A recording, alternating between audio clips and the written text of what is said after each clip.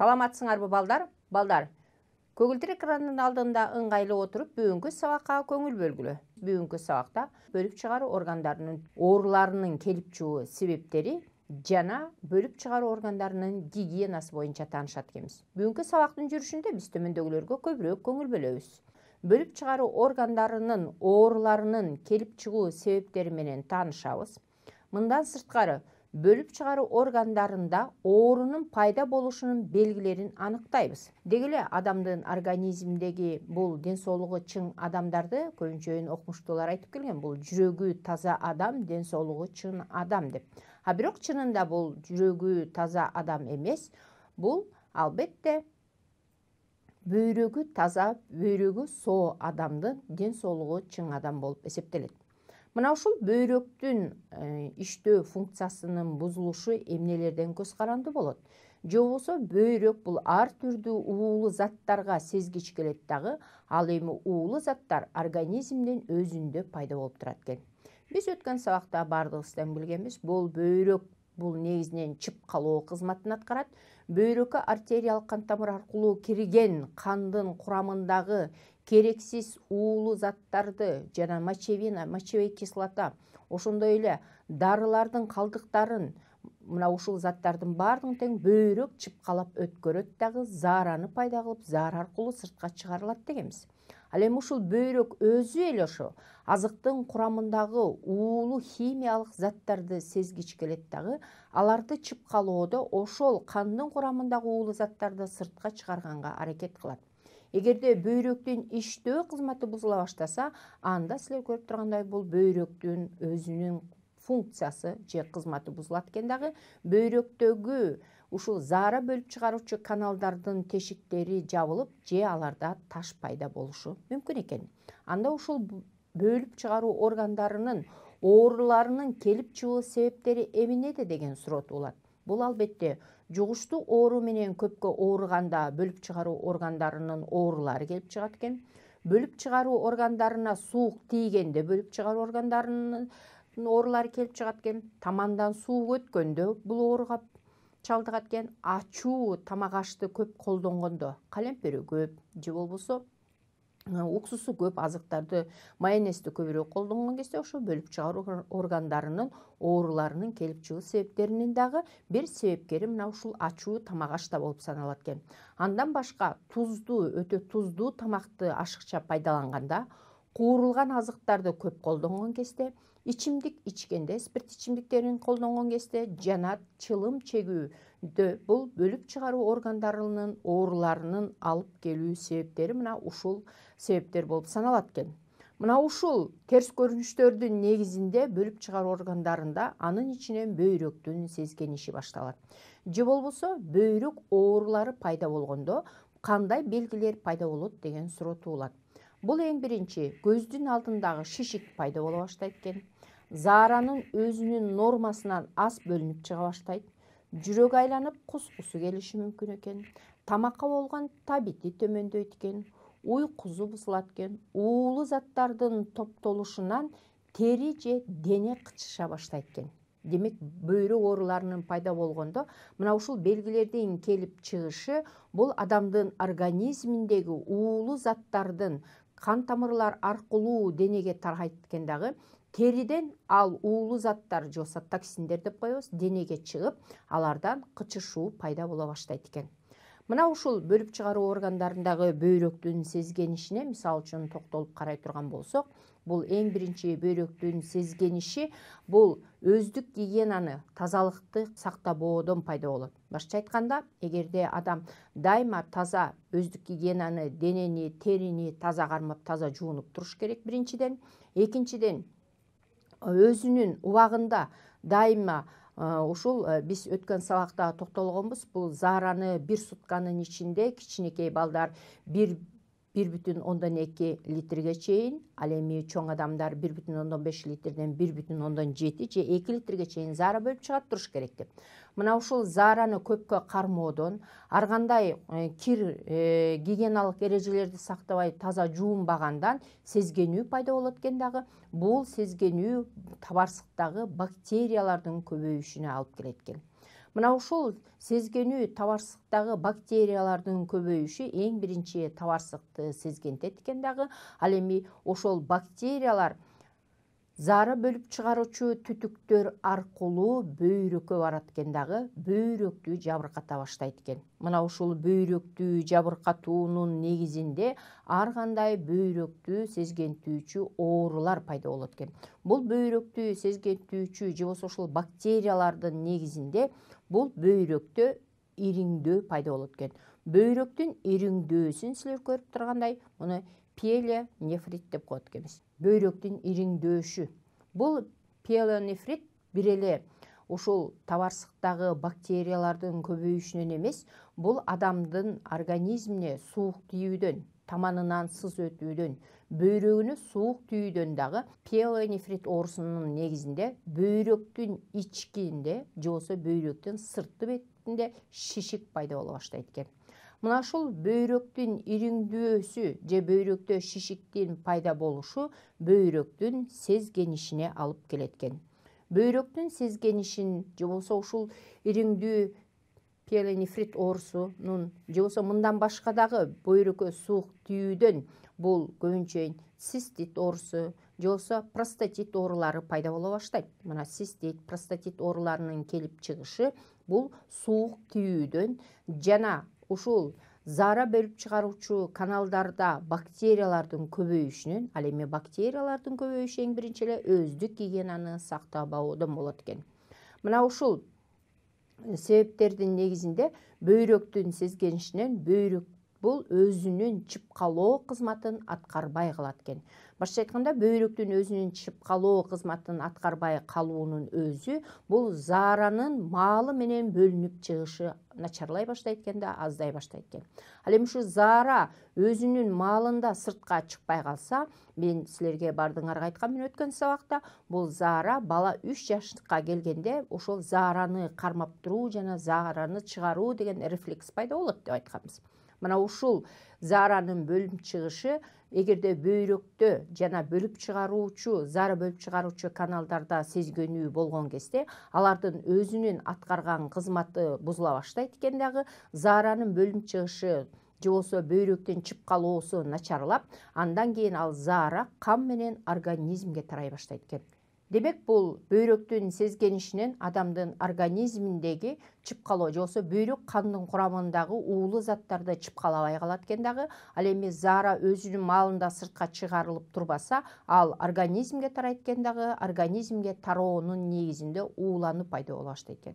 Мына ошол уулар, уулуу заттар, токсиндер денеге тараганда дене кычыша баштайт экен. Эң биринчи эле бул далынын кычышканы баштап алат экен. Ошондой эле дененин үстүлөрүнө кызыл тактар пайда болот экен жана темгилдер пайда боло баштайт экен. Бул убакта сөзсүз түрдө дарыгерлерге барып кайрылышыбыз керек экен. Мына ушул бул бөлүп чыгаруу органдарынын бузулушунан ушул бөлүп чыгаруучу органдарда таш пайда боло баштайт экен. Таштын эң негизги эле пайда болушу бул табарсыкта жана заара түтүктөрүндө пайда боло баштайт экен. Бул негизинен органикалык эмес заттардын синтезделишинин бузулушунан, демек биз өткөн сабакта токтолгонбуз. Бул заара кандын курамындагы органикалык заттардан, мисалы үчүн углеводдор менен бул майларды синтездеп чыпкалап чыгарат дегенбиз. Ал эми белок болсо бул кандын курамынан же болбосо кандын плазмасынан чыпкадан өтпөйт. Ал эми углевод менен майлар бул чыпкадан өтүп тазаланат. Ошондой эле кандын курамындагы минералдык заттар, бул минералдык заттарга минералдык туздар кирет кандын курамындагы. Өзгөчө кандын курамындагы минералдык туздарга кальций тузу, натрийдин тузу, калий туздары жана фосфаттар. Мына ушул заттарды чыпкалоо бул бөйрөк аткарат. Ал эми ушул бөйрөктүн чыпкалоочу каналдарынын ооздору ушул таштар менен бүтөлүп калса, анда бул жерде сезгөнүү пайда болот дагы, зааранын чыгышы абдан кыйындай баштайт экен. Демек, таштар бул заара түтүктөрүндө, табарсыкта, ошондой эле бөйрөктүн өзүндө да пайда боло баштайт экен. Мына ушул бөйрөктүн өзүндө пайда болушу биз өткөн сабакта айтканбыз. Бөйрөк бир тилдек заттан, анан мээ катмарынан турат. Ошол мээ катмарында бул ичти көздөй оюкту киргизилет дагы, оюгуна артериялык кан тамыр кирип, веналык кан тамыр чыгат дегенбиз дагы. Ошондой эле фильтрленип же болбосо чыпкаланып өткөн биринчилик жана экинчилик заара бул күлтүккө куюлат дегенбиз. Силер көрүп тургандай бул жерде күлтүктө эгерде таш пайда болуп калса, анда ошо күлтүктөн чыгуучу түтүкчөлөрдүн тешиктери бүтөлүп калат экен дагы, зааранын чыгышы кыйындай баштайт экен. Мына ошол зааранын чыгышы кыйындоодо бул албетте заара чыгып жаткан кезде аябай ачышып, оору пайда боло баштайт. Эгер ушул бөйрөктүн курамындагы таштардын пайда болушу силер көргөндөй мынакей бул ушу биздин жеген азыктардын курамындагы минералдык заттардын бөйрөк жакшы чыпкала албай, алардын өзүнүн функциясын аткаруусу начарлаган кезде мына ушинтип бөйрөктөгү капиллярдык кан тамырларда, андан заара аркылуу бул заара бөлүп чыгаруучу түтүктөрдөн өтүшү да кыйындай баштайт экен дагы. Бул кыйындап өтүү, таштын өтүшү силер көрүп тургандай ичиндеги капиллярдык кан тамырларды сезгендирет экен дагы. Капиллярдык кан тамырлар жарылып кетүүдөн анда ошо кан чыга баштайт экен. Негизи бул ушул заара бөлүп чыгаруучу каналдардагы таштардын пайда болушунан эмнелер пайда боло баштайт. Бул эң биринчи ошол заара бөлүп чыгаруучу, мисалы үчүн фильтрнин же болбосо чыпканын кызматын аткаруучу бөйрөк абдан ооруй баштайт экен. Ал эми бөйрөктү биз өткөн сабакта айтканбыз, бул 12-чи кабырганын алды жагында дегенбиз, 3-чү бел омуртканын жанында жайланышкан, оң бөйрөк, сол бөйрөк жака ылдыйраак жайланышат экен дагы. Эгерде ушул заара бөлүп чыгаруучу каналдарды сезгенип, же болбосо ал каналдарга, түтүктөргө же бөйрөктүн өзүндө таштын пайда болушу, бул абдан белди сыздатып ооруу менен биринчи бул белгиси болуп саналат экен. Ал эми экинчи белгиси бул ушул бөйрөктөрдө же болбосо бөлүп чыгаруу органдарындагы таштардын пайда болушундан зааранын өңү өзгөрө баштайт экен. Зааранын өңү бул кандайдыр бир киргил башталат экен. Ошондой эле бул белгилерден кийин адамдарда ошол бөлүп чыгаруу органдарына доо кетип же таштын, кумдардын пайда болушунан, зааранын чыкпай калышынан адамдын денесинин температурасы 38-39 градуска чейин температура көтөрүлүп баштайт экен. Андан сырткары адам куса баштайт экен. Ошондой эле бат-бат заара ушатат, бирок аз-аз сандан атышып чыга баштайт экен. Заара бөлүп чыгаруучу органдарга доо кеткен болуп саналат экен. Эгерде ушул адамдын организминдеги ушул заара бөлүп чыгаруучу түтүктөрдүн же каналдардын сезгенүүсү, деги эле ушул заара бөлүп чыгаруучу органдардын сезгенүүсү бул биринчиден суук тийүүдөн пайда болот деп айттык.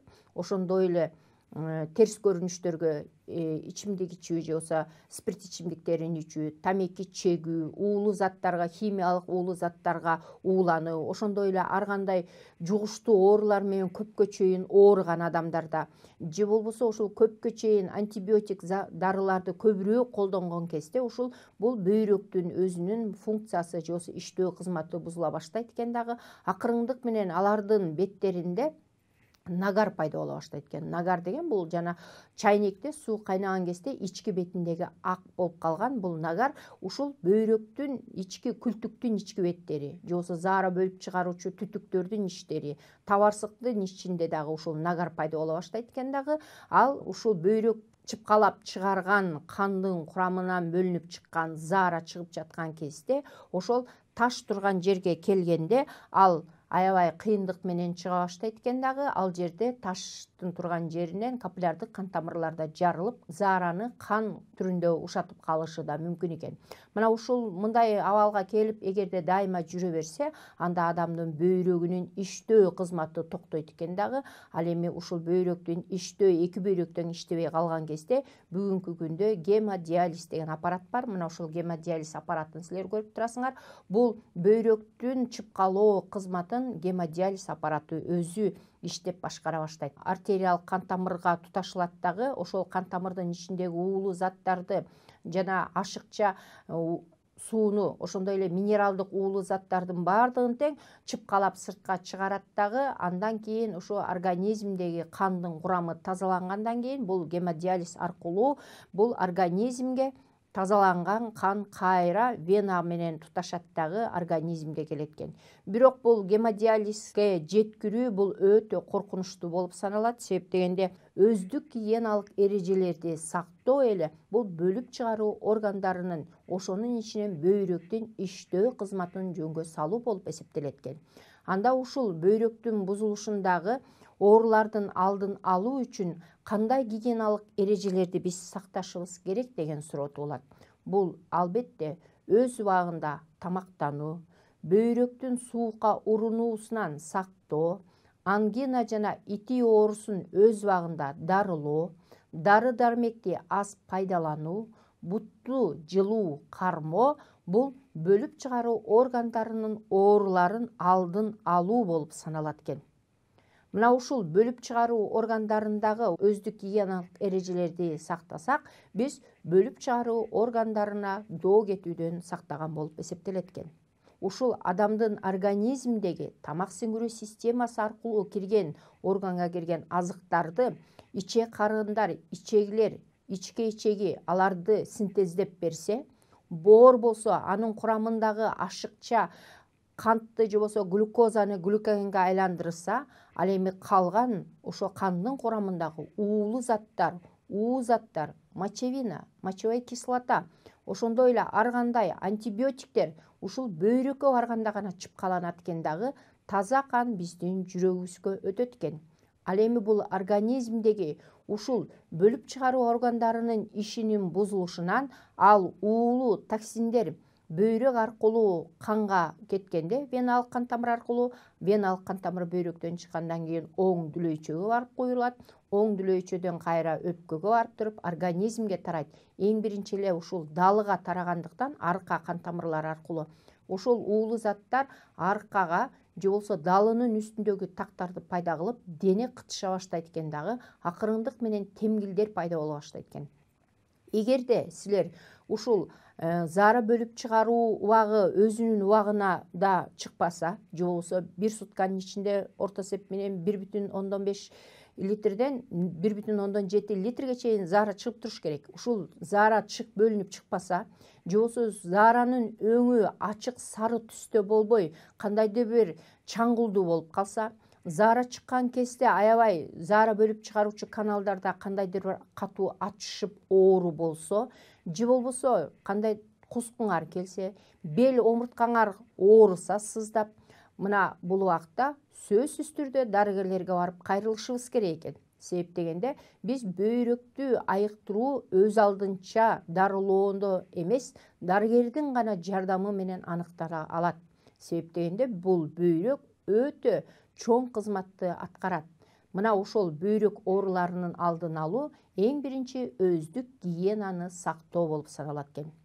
Мына балдар, биз бүгүн ушул бөлүп чыгаруу органдарындагы оорулардын келип чыгуу себептери жана алардын оорулардын келип чыгуу себептерин алдын алуу үчүн кандай эрежелерди сакташыбыз керек, мына ушул боюнча тааныштык. Ал эми бул сабак боюнча жыйынтыктоо иретинде мен силерге төмөндөгүдөй суроо дайындадым. Бул суроого көңүл бөлүп жооп бергенге аракет кылгыла. Анда менин силерге бере турган суроом төмөндөгү суроо. Бөйрөккө суук тийүүдөн кайсы оорулар пайда болот?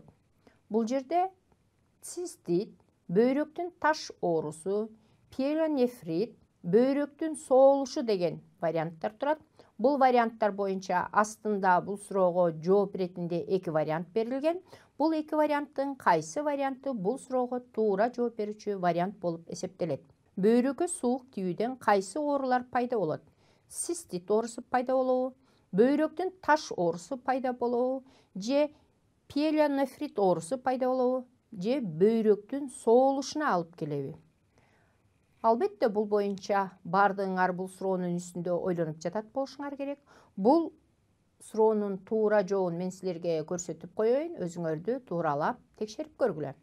Бөйрөккө суук тийүүдөн кайсы оорулар пайда болот дегенде, суук тийүүдөн цистит жана пиелонефрит оорусу пайда болот. Ушул цистит жана пиелонефрит оорусу пайда болгондон кийин бөйрөктүн өзүнүн кызматы бузулуп, ал жерде ушул кандын курамындагы таштарды же болсо минералдык туздардын ашыкчаларын алар чыпкалай албай калат дагы, мына ошондон таш пайда боло баштайт. Андан кийин ал таш пайда болгондон кийин бөйрөк өзүнүн аткаруу кызматы начарлай баштайт дагы, бөйрөк же кичирейиши мүмкүн, же бөйрөк чоңоюп кетиши мүмкүн.